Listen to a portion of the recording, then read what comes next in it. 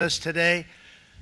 They really suffered gravely. They watched in anguish as foreign leaders have stolen our jobs, foreign cheaters have ransacked our factories, and foreign scavengers have torn apart our once beautiful American dream. We had an American dream that you don't hear so much about. You did 4 years ago, and you are now, but you don't too often, and for many years and decades even, you didn't hear too much about. Our country and its taxpayers have been ripped off for more than 50 years, but it is not going to happen anymore. It's not going to happen. In a few moments, I will sign a historic executive order instituting reciprocal tariffs on countries throughout the world. Reciprocal, that means they do it to us and we do it to them. Very simple. Can't get any simpler than that. This is one of the most important days, in my opinion, in American history. It's our declaration of economic independence.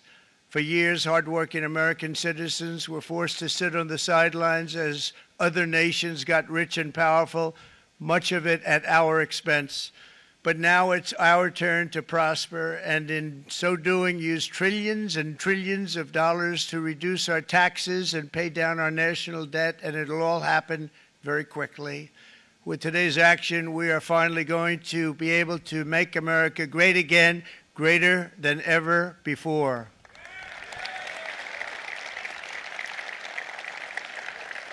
Jobs and factories will come roaring back into our country, and you see it happening already. We will supercharge our domestic industrial base. We will pry open foreign markets and break down foreign trade barriers. And ultimately, more production at home will mean stronger competition and lower prices for consumers. This will be indeed the golden age of America. It's coming back. We're going to come back very strongly. We're pleased to be joined on this momentous occasion by Vice President J.D. Vance. J.D., thank you. Thank you. Thank you very much. Where are you, J.D.? No, that wasn't too hard to find. I was looking, you know, he likes to take a low-key attitude, so usually we sit right in front. He's gaining a lot of confidence, Mike, isn't he? And nearly my entire cabinet is here, as well as Speaker Mike Johnson, who's done an amazing job. And with the great success we had last night in Florida, we have a majority of 7. And 7's like a lot when we had it at 1, right? You've done a fantastic job. And many of the members of the House and Senate are with us. Senators, Congressmen, thank you all for being with us. We appreciate it. For decades, the United States slashed our trade barriers on other countries, while those nations placed massive tariffs on our products and created outrageous non-monetary barriers to decimate our industries. And in many cases, the non-monetary barriers were worse than the monetary ones. They manipulated their currencies, subsidized their exports, stole our intellectual property, imposed exorbitant VAT taxes to disadvantage our products, adopted unfair rules and technical standards, and created filthy pollution havens. They were absolutely filthy, but they always came to us and they said, we're violating, we should pay for it. It's all detailed in a very big report by the U.S. Trade Representative on foreign trade barriers, and I'll just hold it up for you. It's available, and you don't have to pay too much. As I understand it, you'll pay nothing. It's a lot of work for something, actually, because it's a special book. It's very, frankly, it's very upsetting when you read it, when you see what people have been doing to us for 30 years. This all happened with no response from the United States of America, none whatsoever. But those days are over. Let me offer just a few examples of the vicious attacks our workers have faced for so many years. The United States charges other countries only a 2.4 tariff on motorcycles. Meanwhile, Thailand and others are charging much higher prices, like 60%. India charges 70%. Vietnam charges 75%, and others are even higher than that. Likewise, until today, the United States has for decades charged a 2.5 tariff. Think of that, 2.5% on foreign-made automobiles. The European Union charges us more than 10% tariffs, and they have 20% VATs, much, much higher. India charges 70%, and perhaps worst of all are the non-monetary restrictions imposed by South Korea, Japan, and very many other nations. As a result of these colossal trade barriers, 81% of the cars in South Korea are made in South Korea. 94% of the cars in Japan are made in Japan. Toyota sells 1 million foreign-made automobiles into the United States, and General Motors sells almost none. Ford sells very little. None of our companies are allowed to go into other countries. And I say that, friend and foe, and in many cases, the friend is worse than the foe in terms of trade. But such horrendous imbalances have devastated our industrial base and put our national security at risk. I don't blame these other countries at all for this calamity. I blame former presidents and past leaders who weren't doing their job. They let it happen, and they let it happen to an extent that nobody can even believe. That's why, effective at midnight, we will impose a 25% tariff on all foreign-made automobiles.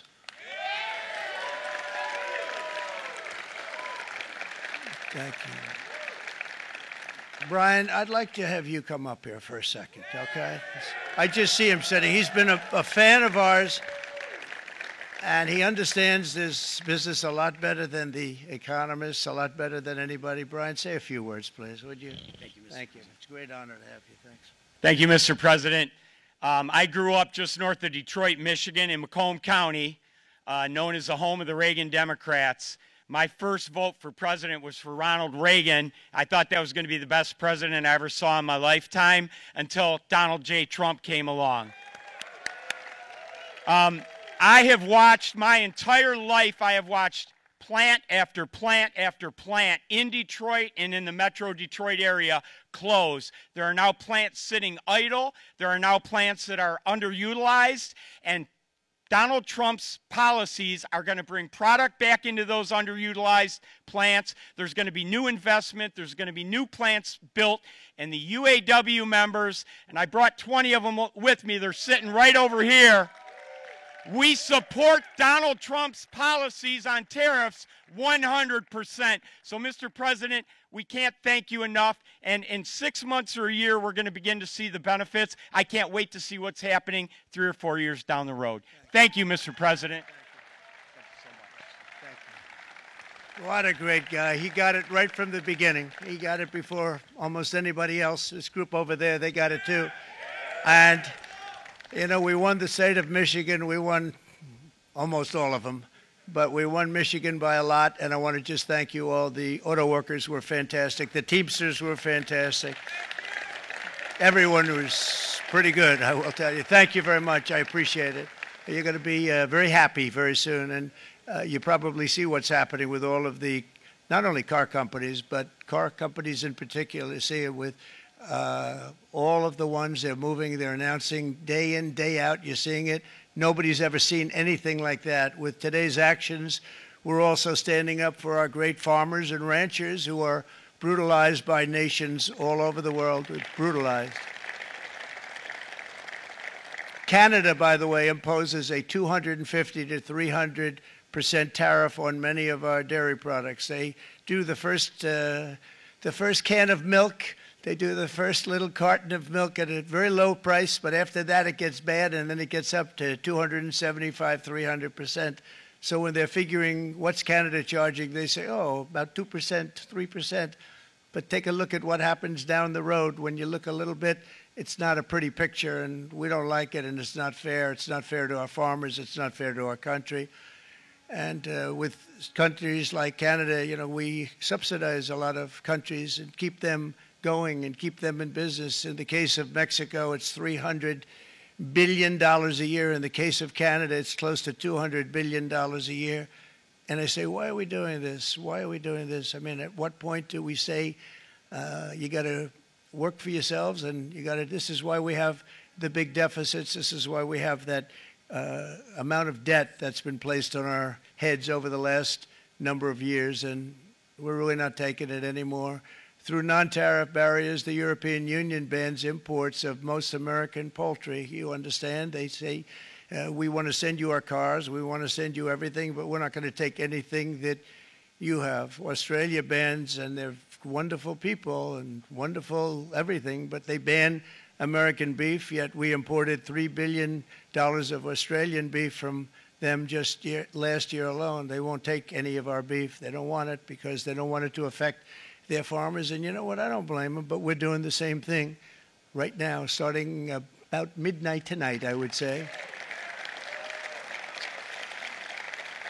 And China charges American rice farmers an overquota, it's called, a tariff rate of 65%. South Korea charges 50, actually they charge different, from 50% to 513%. And Japan, our friend, charges us 700%. But that's because they don't want us selling rice, another thing. Who can blame them, Madam Secretary? Agriculture, great job you did on eggs, by the way. The egg prices came down 50%. You got them down 50%. Once we got involved, they were going through the sky. The egg prices, they were going through the sky, and you did a fantastic job. Now we have lots of eggs, and they're much cheaper, down about 59% now, and they're going down further. We charge 2.8% for so many things that other countries are charging 200%, 300%, and 400% for. If imposing tariffs and protective barriers made nations poor, then every country on earth would be racing to eliminate these policies, and China would be the first on line. They run a very strong country, but they're not first in line, and the American people are paying a very big price. From 1789 to 1913, we were a tariff-backed nation, and the United States was proportionately the wealthiest it has ever been. So wealthy, in fact, that in the 1880s, they established a commission to decide what they were going to do with the vast sums of money they were collecting. We were collecting so much money so fast, we didn't know what to do with it. Isn't that a nice problem to have? What do you think, Marco? Good problem? Marco would love that problem. But we don't have that problem anymore, but we're not going to have it very much longer, I will tell you. But they collected so much money, they actually formed a commission to determine what they were going to do with the money, who they were going to give it to, and how much. Then in 1913, for reasons unknown to mankind, they established the income tax so that citizens, rather than foreign countries, would start paying the money necessary to run our government. Then in 1929, it all came to a very abrupt end with the Great Depression, and it would have never happened if they had stayed with the tariff policy. It would have been a much different story. They tried to bring back tariffs to save our country, but it was gone. It was gone. It was too late. Nothing could have been done. It took years and years to get out of that depression, far longer than even FDR had that office right over there for a long period of time. The ramp system, that's rather intricate, was built because of him, and every time you walk up, you think of him, and he did a great job in many ways, but it lasted long beyond his terms, as you know. But it's not too late any longer, and we're going to start being smart, and we're going to start being very wealthy again. We're going to be wealthy as a country because they've taken so much of our wealth away from us. We're not going to let that happen. We truly can be very wealthy. We can be so much wealthier than any country. It's not even believable, but we're getting smart. Nearly a century later, in the face of unrelenting economic warfare, the United States can no longer continue with a policy of unilateral economic surrender. We cannot pay the deficits of Canada, Mexico, and so many other countries. We used to do it. We can't do it anymore. We take care of countries all over the world. We pay for their military. We pay for everything they have to pay, and then when you want to cut back a little bit, they get upset that you're not taking care of them any longer. But we have to take care of our people, and we're going to take care of our people first, and I'm sorry to say that.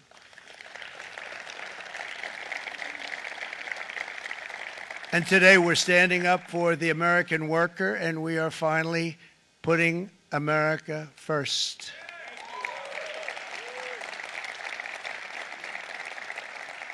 In sleepy Joe Biden's last year in office, the United States hemorrhaged 100,000 manufacturing jobs, and the number was going through the roof at levels never seen before. And our trade deficit reached a record $1.2 trillion, which is unheard of. Since the beginning of NAFTA, the worst trade deal ever made, it was a horror show. I was able to terminate it. They all said you'd never be able to get it out. We had to get approval from Congress to get it terminated. We had to live with that deal. It was the worst deal, worst trade deal ever made by far. But since the very beginning of NAFTA, our country lost 90,000 factories. Think of what that is, 90,000. Think about putting a map up and putting tax on it. You wouldn't have enough room. 90,000. I said, is that possible? We had it checked 4 different times, and it was actually somewhat higher than that. And 5 million manufacturing jobs were lost while racking up trade deficits of $19 trillion. That was the worst trade deal ever made. As a result of these gigantic losses, foreign nations now own $26 trillion more of American assets than think of this, than the Americans own of their own foreign assets or other foreign assets. The United States can no longer produce enough antibiotics to treat our sick. We have a tremendous problem. We have to go to foreign countries to treat our sick. If anything ever happened from a war standpoint, we wouldn't be able to do it. We import virtually all of our computers, phones, televisions, and electronics. We used to dominate the field, and now we import it all from different countries. A single shipyard in China now produces more ships every year than all of the American shipyards combined. Think of that. And it was a business that we used to dominate. We used to dominate it totally. In short, chronic trade deficits are no longer merely an economic problem. They're a national emergency that threatens our security and our very way of life. It's a very great threat to our country. And for these reasons, starting tomorrow, the United States will implement reciprocal tariffs on other nations. It's been a long time since we even thought of that. We used to think about it a lot. We didn't think about it for many decades, and you see what's happened. For nations that treat us badly, we will calculate the combined rate of all their tariffs, non-monetary barriers, and other forms of cheating. And because we are being very kind, we're kind people, very kind. You're not so kind when you got ripped off with your salaries. My auto worker friends and my Teamster friends and all of the unions that typically voted Democrat, they're not voting Democrat anymore because worker, whether union or non-worker, they're for the Republicans now. That's what happened. But we will charge them approximately half of what they are and have been charging us. So the tariffs will be not a full reciprocal. I could have done that, yes, but it would have been tough for a lot of countries who didn't want to do that. I'd like to see the chart if you have it. Could you bring it up, Howard? This is our great Secretary of Commerce, Howard Lutnick. Thanks, Howard. So if you look at that, China, first row, China, 67%. That's tariffs charged to the USA, including currency manipulation and trade barriers. So 67%, I think you can, for the most part, see it. Those with good eyes, with bad eyes. We didn't want to bring, it's very windy out here. We didn't want to bring out the big charts because it had no chance of standing. Fortunately, we came armed with a little smaller chart. So 67%, so we're going to be charging a discounted reciprocal tariff of 34%. I think, in other words, they charge us, we charge them less. So how can anybody be upset? They will be because we never charge anybody anything, but now we're going to charge. European Union, they're very tough, very, very tough traders. You know, you think of European Union, very friendly. They rip us off. It's so sad to see. It's so pathetic. 39%, we're going to charge them 20%, so we're charging them essentially half. Vietnam, great negotiators, great people. They like me, I like them. The problem is they charge us 90%. We're going to charge them 46% tariff. Taiwan, where they took all of our computer chips and semiconductors. We used to be the king, right? We were everything. We had all of it. Now we have almost none of it, except the biggest company is coming in. We're going to end up with almost 40%. Lee Zeldin's working to get their approvals. And it's an amazing company. Mr. Wei, of one of the great companies of the world, actually. They're coming in from Taiwan, and they're going to build one of the biggest plants in the world, maybe the biggest for that. But 64%, we're going to charge them 32%. Japan, very, very tough. Great people. And again, I don't blame the people for doing it. I think they're very smart in doing it. I blame the people that sat right in that Oval Office, right over there, right behind the Resolute desk or whichever desk they chose. Japan, 46%. They would charge us 46%, and much higher for certain items like cars, you know, little items like cars. 46%, we're charging them 24%. India, very, very tough, very, very tough. The Prime Minister just left, and he's a great friend of mine, but I said, you're a friend of mine, but you're not treating us right. They charge us 52%. You have to understand, we charge them almost nothing for years and years and decades, and it was only 7 years ago when I came in, we started with China and charged them. We took in hundreds of billions of dollars from China in tariffs, and they understood, honestly. President Xi understood. He said, look, I understand, and the other countries, and they all understand. We're going to have to go through a little tough love, maybe, but they all understand. They're ripping us off, and they understood it. Prime Minister of Japan, Shinzo Abe. He was a fantastic man. He was unfortunately taken from us, assassination. But I went to him and I said, Shinzo, we have to do something. A trade is not fair. And he said, I know that. I know that. And he was a great gentleman. He was a fantastic man. But he understood immediately what I was talking about. I said, Shinzo, we have to do something. He said, I know that. And we worked out a deal, and it would have been a much better deal, but frankly, there were many years left on the deal that was made previous to my getting there, but it was something.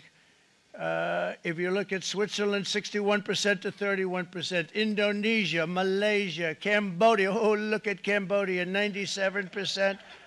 We're going to bring it down to 49. They made a fortune with the United States of America. United Kingdom, 10%, and we'll go 10%. So we'll do the same thing. South Africa, 60%, 30%, and they've got some bad things going on in South Africa. You know, we're paying them billions of dollars, and we cut the funding because a lot of bad things are happening in South Africa. The fake news ought to be looking at it. They don't want to report it.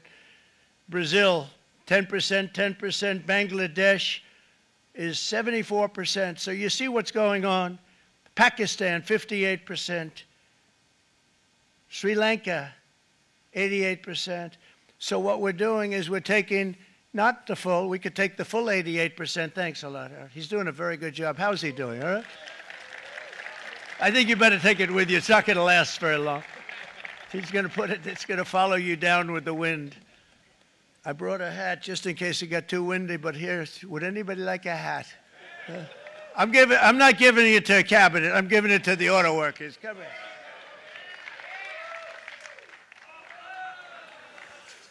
Thank you, fellas. Get it. That's it.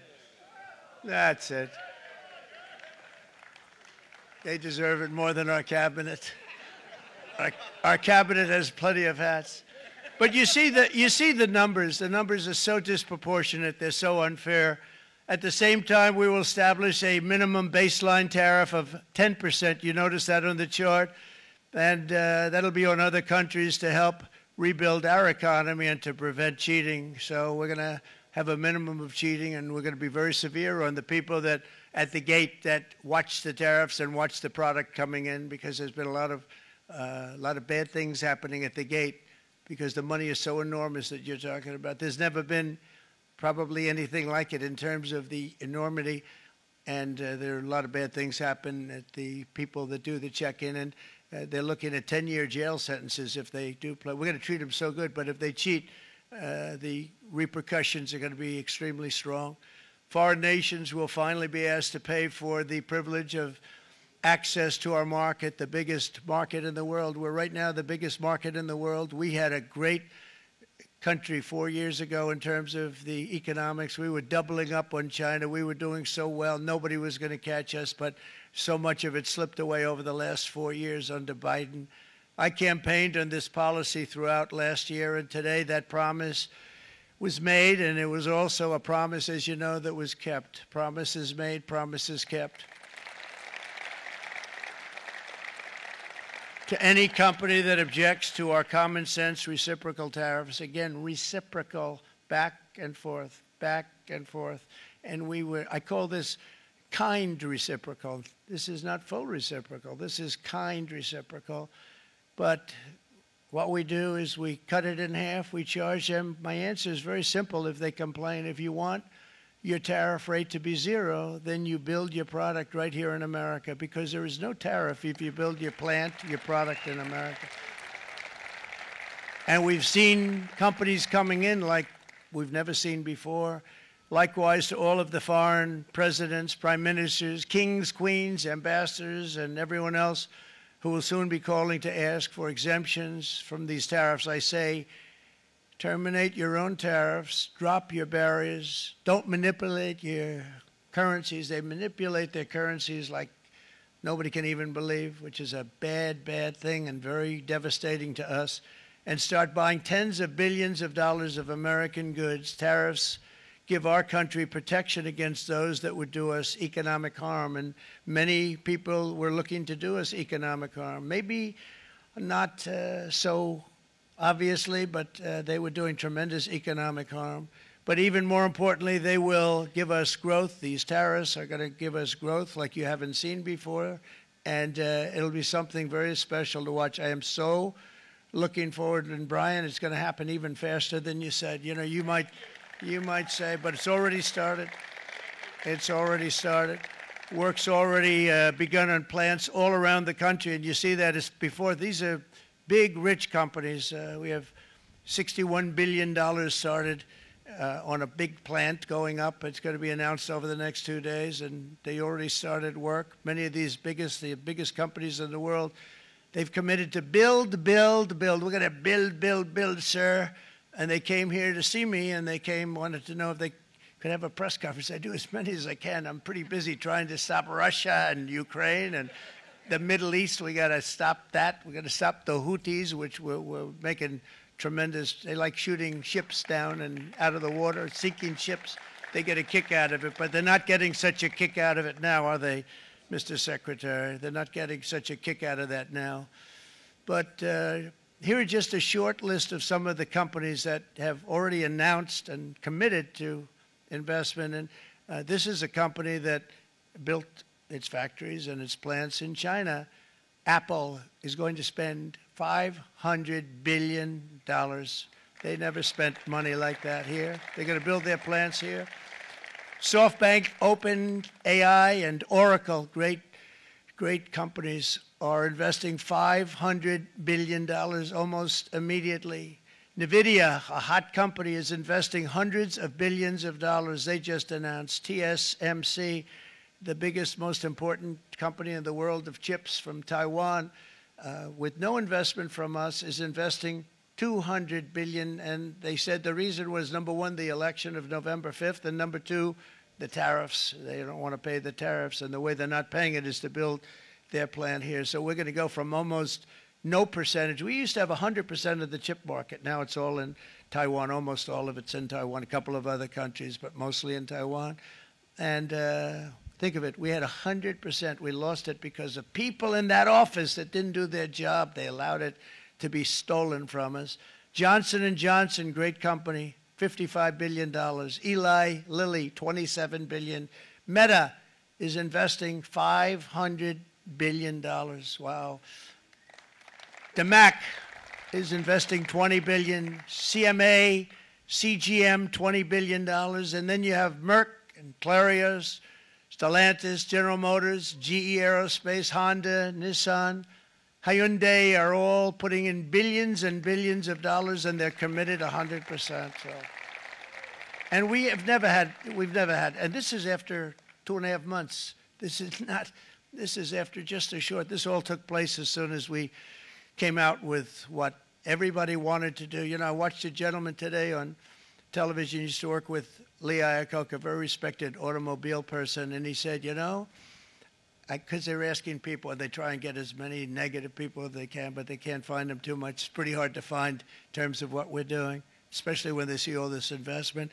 They said, so tell me, what do you think of what Trump is doing from the automobile standpoint? He said, I can't believe it. Somebody is finally, he's an older guy, real pro, really top guy, with Lee Iacocca. He said, I never thought I'd see the day when this would happen, where somebody had the courage to go and do what has to be done. This is transforming our nation. Our entire nation is going to be transformed, not only with the cars, but on every single other item that's built. We're going to become an industrial powerhouse. And he said that so beautifully today. In fact, I'm going to find out, I'm going to get a tape, and Bruce, I'm going to get that tape, and I'm going to send it to you out in Long Island, and you're going to play it for the people. And all your union workers and your non-union workers out there, you got a pretty even split. But we have, so far, it looks like we're going to have about $6 trillion of investments, and you wouldn't do that in years in this country over the last number of years. $6 trillion, and that's going to be much higher by the end of the year. And think of what $6 trillion is. You wouldn't have even a small percentage of that under this other system. We're going to be an entirely different country, and it's going to be fantastic for the workers. It's going to be fantastic for everyone. There will never have been a transformation of a country like the transformation that's already happening in the United States of America. It's an incredible thing to watch, and it's incredible to meet with the top people, people that you read about, very wealthy people, or people that are great managers and executives and presidents of big public companies, and to watch the enthusiasm they have now that they didn't have. They gave up on our country. They went to foreign countries and they built. Companies are pouring into our country at levels never seen before, with jobs and money to follow, and it's really beautiful. In the coming days, there will be complaints from the globalists and the outsourcers and special interests and the fake news. Always, the fake news will always complain. But never forget, every prediction our opponents made about trade for the last 30 years has been proven totally wrong. They were wrong about NAFTA. They were wrong about China. They were wrong about the Trans-Pacific Partnership, which would have been a disaster if I didn't terminate it. If I didn't terminate that, United Auto Workers, you would have had no jobs in this country. You would have had no jobs. It was all going to other countries. In my first term, they said tariffs would crash the economy. Instead, we built the greatest economy in the history of the world. And again, I have great respect for President Xi of China, great respect for China, but they were taking tremendous advantage of us, and I commend them for that. I say, hey, if you can get away with it, that's okay. But, you know, they understand exactly what's happening, and they probably, most of them are saying it's about time they did something, but, and they're going to fight, and they're going to fight fair. Everyone's going to fight. You know, it's like, I say to the leaders, look, you got to take care of your country, but we have to start taking care of our country now. We can't do what we've been doing for the last 50 years. From the day of my election, the stock market went up in my first term 88%, with NASDAQ going up 155%, more than any president has ever had in any term in office, by far. And I think we're going to blow that away. And maybe the numbers won't show, but I think they're going to show much better than even those numbers. But what you're going to see is you're going to see activity, that empty, dead sites, factories that are falling down. Those factories will be knocked down, and they're going to have brand new factories built in their place. They're not only talking about renovating, they're talking about brand new, the best anywhere in the world, the biggest anywhere in the world. I have a friend who builds car plants, and I said, I want to see the biggest and the best. He said, well, we have to go to Mexico. I said, no, I want to see it in the United States. He said, we're not building them in there. This is a year and a half ago during the campaign. He said, we're not building it. You'd have to go to Mexico. When I was starting to decide to run, and I went to #1 in the polls very rapidly, I want to say, like, let's say in the first hour. And then shortly thereafter, it looked like I was going to win, and the fake news was saying, oh, no, don't do this. What they don't know is if I didn't win, they would have really been in trouble, because nobody wants to read them anyway.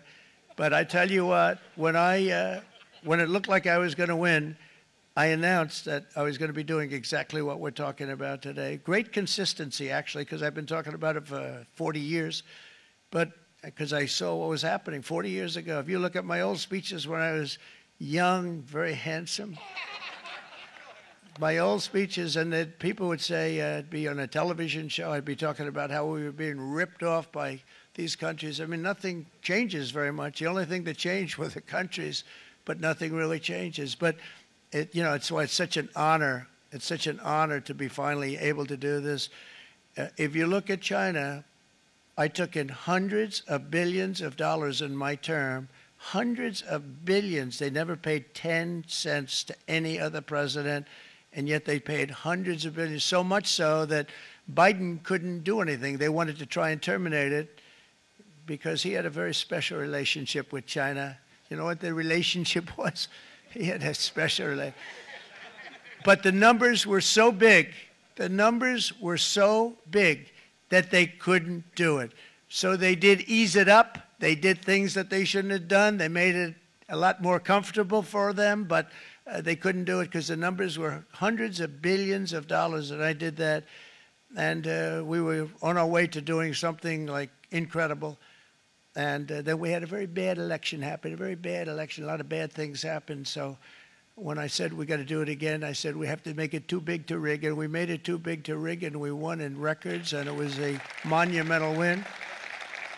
And it was such an honor to see so many of you, like Brian and your friends, here with us to celebrate, and to more importantly celebrate what we're doing, because that wouldn't be a full celebration if we didn't do this, because this will be an entirely different country in a short period of time. It'll be something the whole world will be talking about it. The critics made the very tired predictions earlier this year, but in February, core inflation dropped to the lowest rate in 4 years, and the price of eggs, as you know, just in a month and a half, we were there for 4 weeks, and the first week I got blamed for eggs. I said, I just got here. They said eggs have gone up at like 250% and you can't get eggs, and they were going crazy, and I said, I just got here. And then we got to work on eggs, and we got to work on everything, and our great Secretary of Agriculture, you did a fantastic job, Brooke Rollins, she did a fantastic job. And as I said before, the price of eggs dropped now 59%, and they're going down more, and the availability is fantastic. They were saying that for Easter, please don't use eggs. Could you use plastic eggs? I said, we don't want to do that. We want to, and you really came through. It's an amazing job. Thank you very much, Brooke. You did great. But likewise, an old-fashioned term that we use, groceries. I used it in the campaign. It's such an old-fashioned term, but a beautiful term, groceries. It sort of says a bag with different things in it. Groceries went through the roof, and I campaigned on that. I talked about the word groceries for a lot, and energy costs now are down. Groceries are down. Gasoline is way under $3, and people are beginning to be able to buy things and live again. We brought prices way down. We created 10,000 already in a few weeks, new manufacturing jobs. And it was that took place in 1 month, numbers that they haven't seen in a long time. We had virtually no inflation under my term. We had virtually no inflation for 4 years, but after transitioning over to Sleepy Joe, it went from almost non-existent to the highest in the history of our country. They had the highest inflation in the history of our country, brought up by energy and bad spending and bad policy, and a lot of bad things happened. How about allowing millions and millions and millions of people to pour into our country with open borders, where it's so sad to see even now, and I see our great secretary you have done. Stand up, please, Christy. Stand up. Christy Noem and Tom Homan. These people are doing a great job, but gotten them out in records. We have problems with judges that don't want them to go out. They want Tren de Aragua, and they want MS-13, the most vicious gangs ever. Nobody's ever seen anything like it. Absolute killer gangs. They kill people. They don't even think about it. And we put them out, and we have judges now, radical left judges that They don't want them to go out. They want them to even be brought back. Let's bring them back. You've done a fantastic job, and please thank everybody. Homeland Security, thank everybody. Appreciate it. And we now have a border that's the best border that we've ever had, even better than it was my first term. My first term we did good, but this one we really specialized in. We've done really well.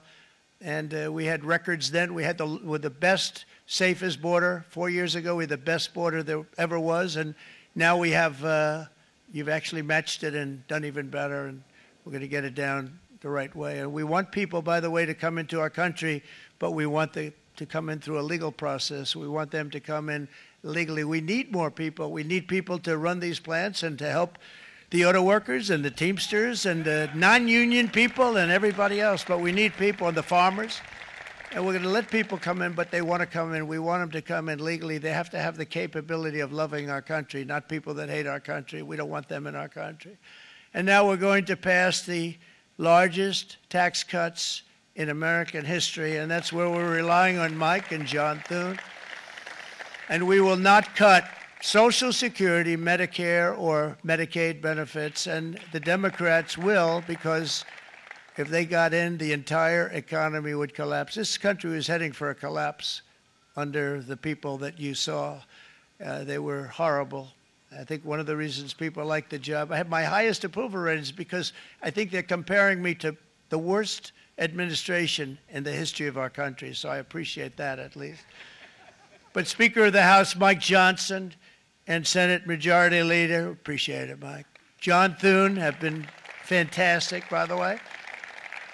But they've been working tirelessly on taking the next step to pass the plan for our one big, beautiful bill. I'd like to name it that if you can. One big, beautiful. I made that statement about 6 months ago, and everybody calls it one big, beautiful bill. And it will be that. It'll have everything, the big tax cuts and every incentive there is. And it'll be fantastic. And by the way, for the cars, we're asking for an interest deduction on a loan. So if you build the car, only in America we do it, Brian. If the car's not built in America, you don't get the interest rate deduction. But if you build the car in America, if you buy a car, if it's built in America, then you get an interest rate deduction, tax deduction, and that's a big thing. That's going to be a big thing. I think that's going to pay for itself very quickly, that deduction. Never happened. We've never had anything like that before. Somebody said, where do you get the idea? Because it's so basic. You would think that would have happened a long time ago. It never did, and I'm very happy it didn't because now I can say that was my idea. But we're going to get us closer to the debt extension. We have to get the debt extension passed, and I know you're going to be able to do that, Mike, and it's very important that you do that.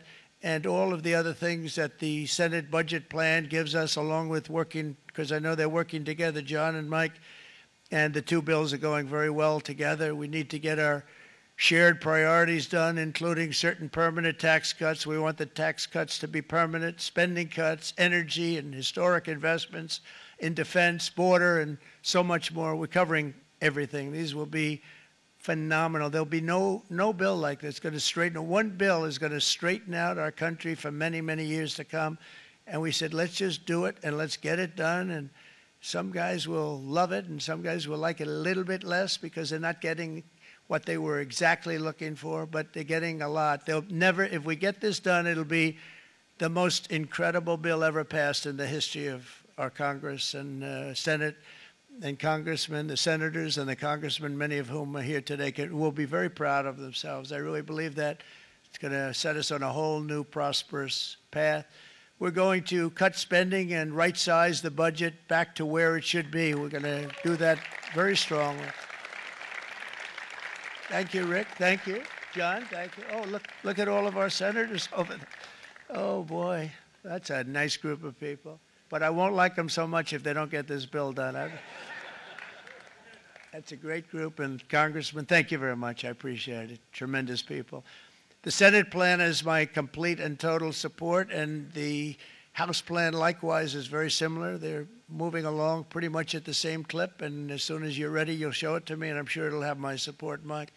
Every Republican congressman and senator must unify. We have to unify. We can't be separated. We have to get it done. We have to get absolutely everything we can, and we have to take care of the American people. That's the only thing that matters. We have to take care of the American people first. We need to pass this bill immediately, get it done, including debt extension. From this day on, we're not going to let anyone tell us that American workers and families cannot have the future that they deserve. We're going to produce the cars and ships, chips, airplanes, minerals, and medicines that we need right here in America. The pharmaceutical companies are going to become roaring back. They're coming roaring back. They're all coming back to our country, because if they don't, they got a big tax to pay. And if they do, I'll be very happy, and you're going to be very happy, and you're going to be very safe. We're going to build our future with American hands, with American heart, American steel, and we're going to build it with American pride like we used to. We're approaching our 100th day as president and have been given credit by a lot of people, actually, even some of the fake news. Can you believe it? Which in this case hopefully isn't fake, for having done more in that time than any other administration in the history of our country in the first 100 days. I think we've had an amazing, in terms of what we've done, what we've gotten accomplished. I'd like to see if we can get that war ended and another war from not starting in the Middle East. We have to get Russia. They're losing 2,000 on average, 2,500 people a day, young people, soldiers, Russian. Think of that, 2,500 through some days, but on average, probably over about a 1 week period, it's 2,712, they say. They're losing those soldiers. They're dying.